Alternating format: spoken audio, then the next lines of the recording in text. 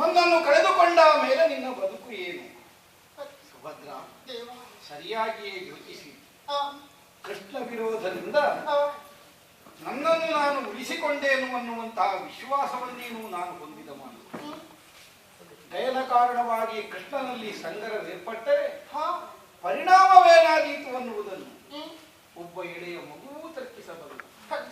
ಸರ್ವಸಮರ್ಥನಾದ ಆ ಕೃಷ್ಣ ವಿರೋಧವನ್ನು ಮಾಡಿ ಯಾವನೂ ಈ ಪ್ರಪಂಚದಲ್ಲಿ ಬದುಕಿ ಉಳಿಯುವುದಕ್ಕೆ ಇಲ್ಲ. ಕೃಷ್ಣಾನುಗ್ರಹವಾದವನಿಗೆ ಮಾತ್ರ ಬದುಕು ಸಿದ್ಧಿಯಾಗಿದೆ. ಹಾಗಿದ್ರೆ ಗಯನ ಕಾರಣದಿಂದ ನಿಜವಾಗಿಯೂ ನಮ್ಮನ್ನವ ಹೊಡೆಯುವ ಬಡಿಯುವ ತೀರ್ಮಾನದಿಂದಲೇ ಬರ್ತಾನೆ ಅಂತಾದ್ರೆ ಅದನ್ನು ತಡೆದು ನಮ್ಮನ್ನು ನಾವು ಉಳಿಸಿಕೊಳ್ಳುವಲ್ಲಿ ಸಮರ್ಥರಾಗ್ತೇವೆ ಅಂತ ನಾವು ಹೊರಟದ್ದಲ್ಲ.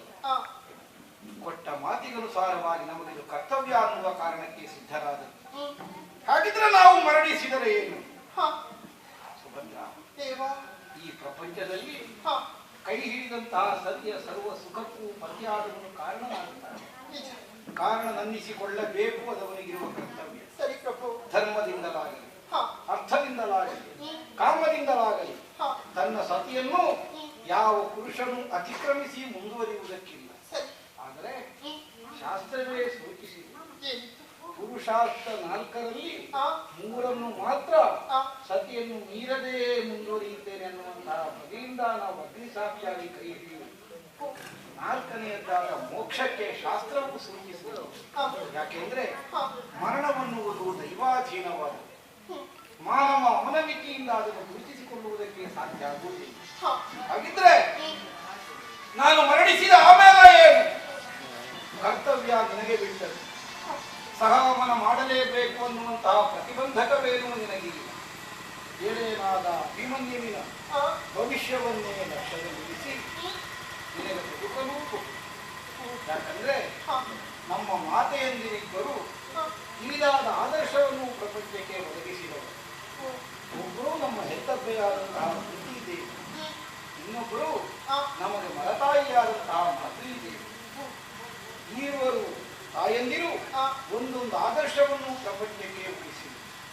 ಸತಿಯೊಂದಿಗೆ ಸಹಗಮನ, ಸತಿಯಾದವರಿಗೆ ಅದು ಭೂಷಣ. ಈ ಕಾರಣದಿಂದ ಮಾತೃದೇವಿ ಸಹಗಮನವನ್ನೇ ಮಾಡಿದರು. ಮಕ್ಕಳ ಭವಿಷ್ಯತ್ತನ್ನೇ ದೃಷ್ಟಿಸಿ ಅದಕ್ಕಾಗಿ ಬದುಕಿ ಉಳಿಯಬೇಕಾದದ್ದು ಒಬ್ಬಳಾಗಿ ತ್ಯಾಗಮಯಿಯಾದ ತಾಯಿಯ ಕರ್ತವ್ಯ ಅನ್ನುವುದನ್ನು ಆ ಮಹಾಮಾತೆ ಪ್ರಪಂಚಕ್ಕೆ ಕುಂತಿದೇವಿ ತಿಳಿಸಿಕೊಟ್ಟರು. ನಿನಗೆ ಯಾರ ಆಚರಣೆ ಹಿತ ಅಂತ ಕಾಣುತ್ತದೋ ಹಾಗೆ ಮಾಡಬಹುದು. ಅಭಿಮನ್ಯುವಿನ ಭವಿಷ್ಯಕ್ಕಾಗಿ ಬದುಕಲೂಬಹುದು. ಅಲ್ಲ, ಮಾತೃದೇವಿಯ ಆದರ್ಶವನ್ನೇ ಆಧರಿಸಿ ಸಹಗಮನವನ್ನೂ ಮಾಡಬಹುದು. ನಮಗೆರಡು ಸಮ್ಮತ. ಆದರೆ ಸುಭದ್ರ, ಒಂದು ವೇಳೆ ನೀನು ನನ್ನೊಂದಿಗೆ ಸಹಗಮನ ಮಾಡುವುದಾದರೆ ಅಭಿಮನ್ಯುವಿಗೆ ಮಾತ್ರ ಅನಾಥ ಪ್ರಜ್ಞೆ ಆವರಿಸಬಹುದು. ದ್ವಾರಕೆಯಲ್ಲಿ ಅವನನ್ನು ನಿಲ್ಲಬೇಡ. ಕೃಷ್ಣನು ಬಲರಾಮದೇವನು ಅವನನ್ನು ತಾತ್ಸಾರದಿಂದ ಕಾಣುತ್ತಾರೆ ಎನ್ನುವುದು ನನ್ನ ಧ್ವನಿಯಲ್ಲಿ. ಆದರೆ ನಮ್ಮ ಮಗುವಿಗೆ ಅನಾಥ ಪ್ರಜ್ಞೆಯಿಂದ ಬೆಳೆಯುವಂತಹ ಅವಕಾಶವಾಗಕೊಡುವುದು ಅನ್ನುವಂತಹ ಹೇಳಿಕೆಯಿಂದ ಆಡ್ತಾ ಇದೆ.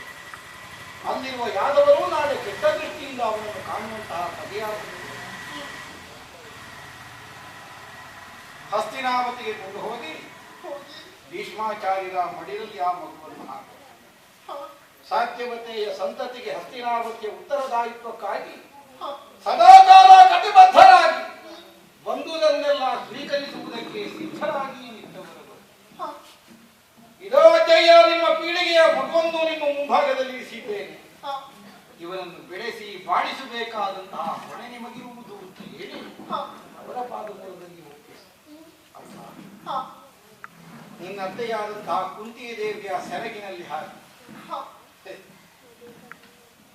ತಾನು ಹೆರದೇ ಇದ್ದಂತಹ ಮಕ್ಕಳನ್ನು ತನ್ನ ಮಕ್ಕಳೆಂದು ಸ್ವೀಕರಿಸಿ ಈ ತನಕ ಸಂರಕ್ಷಿಸುತ್ತಾ ಬಂದಂತಹ ಮಹಾತಾಯಿ ಆಕೆ. ಆ ವಾತ್ಸಲ್ಯದ ನಿಧಿಯಲ್ಲಿ ಈ ಮಗುವಿನ ಕುರಿತಾಗಿ ಅವಕಾಶ ಇಲ್ಲ ಅಂತ ಯಾವ ಕಾಲಕ್ಕೂ ಆಗುವುದಿಲ್ಲ. ನಿಮ್ಮ ಮಗನನ್ನು ಈ ಮೊಮ್ಮಗುವಿನ ಮುಖದಲ್ಲಿ ಕಂಡುಕೊಳ್ಳಿ ಅತ್ತೆಮ್ಮ ಅಂತ ಹೇಳಿ ಅವಳ ಸೆರಗಿಗೆ ಆ ಮಗುವನ್ನು ಒಪ್ಪಿಸಿ. ಯಾಕಂದ್ರೆ ಯಾವ ಕಾಲಕ್ಕೂ ಮಗು ಅನಾಥ ಪ್ರಜ್ಞೆಯಿಂದ ಬಳಲುವಂತಹ ಬಗೆಯಾಗ ಕೂಡಲೇ ತಂದೆ ತಾಯಿಗಳ ಆಸರೆ ತಪ್ಪಿದಂತಹ ಮಕ್ಕಳು ಜೀವನದಲ್ಲಿ ಏನು ಸಂಕಷ್ಟವನ್ನು ಅನುಭವಿಸ್ತಾರೆ ಅನ್ನುವುದಕ್ಕೆ ನಾವೇ ಜ್ವಲಂತ ಸಾಕ್ಷಿಗಳು ಪಾಂಡವರು. ನಮ್ಮ ಮಕ್ಕಳಿಗೂ ನಾಳೆಯ ದಿನ ಗತಿಯಾಗಕೂಡುವುದು ಅನ್ನುವುದಕ್ಕಾಗಿ ನಿನ್ನ ಈ ಬಗೆಯಿಂದ ಎಚ್ಚರಿಸಿದ್ದೇನೆ ಸುಭದ್ರ. ಕಷ್ಟಕ್ಕೆ ಮಾಡು, ಹೋಗು. ದೈವೇಚ್ಛೆ ಏನು ಅದನ್ನು ಅರಿಯುವುದಕ್ಕೆ ಯಾರು ಸಮರ್ಥರಲ್ಲ. ಆದರೆ ಕೃಷ್ಣಸ್ವಾಮಿಯೊಂದಿಗೆ ವಿರೋಧದಿಂದ ನಿನ್ನಯ್ಯನ ಮರಣವಾಯಿತು ಅನ್ನುವಂತಹ ವರ್ತಮಾನವನ್ನು ಅಭಿಮನ್ಯು ಕೇಳದ ಹಾಗೆಯೇ ಎಚ್ಚರದಿಂದ ನೀನು ನಿರ್ವಹಿಸತಕ್ಕ. ಯಾವ ಕಾಲಕ್ಕೂ ನಂಬಿದ ದೇವರಿಗೆ ವಿರೋಧ ಮಾಡಿ ಸತ್ತವ ತನ್ನಪ್ಪ ಅನ್ನುವುದನ್ನು ನಾವು ಯೋಚಿಸುವ ಬಗೆಯೂ ಆಗುತ್ತೆ. ಹೋಗು ಸುಭದ್ರ, ಬಂದಿಗೆ ಉಳಿದರೆ ಮತ್ತೊಮ್ಮೆ ಕಾಣೋಣ. ಅಲ್ಲದೆ ಸ್ವಾಮಿ, ಇದು ನನ್ನ ಉಭಯ ತೋಳುಗಳಿಂದ ಒಟ್ಟು ನಿಮ್ಮನ್ನು ಹಿಡಿದಪ್ಪುಕೊಳ್ಬೇಕೆ ಕಳೆಯುತ್ತಾಗಿ ನನ್ನ ಜೊತೆ ಇಚ್ಛೆ ಸ್ವಾಮಿ.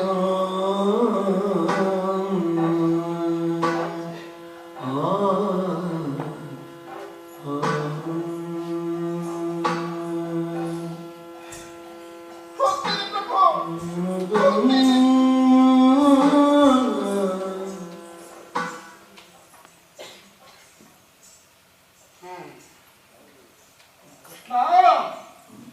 ಎಂತಹ ಸತ್ವ ಪರೀಕ್ಷೆ ಒದಗುತ್ತಿ ಸ್ವಾಮಿ ಪಾಂಡವರ ಜೀವನದಲ್ಲಿ. ನಾಳೆ ಒಂದು ಸೂರ್ಯಾಸ್ತಮಾನ ಕಂಡ್ರೆ ಸಾಕು.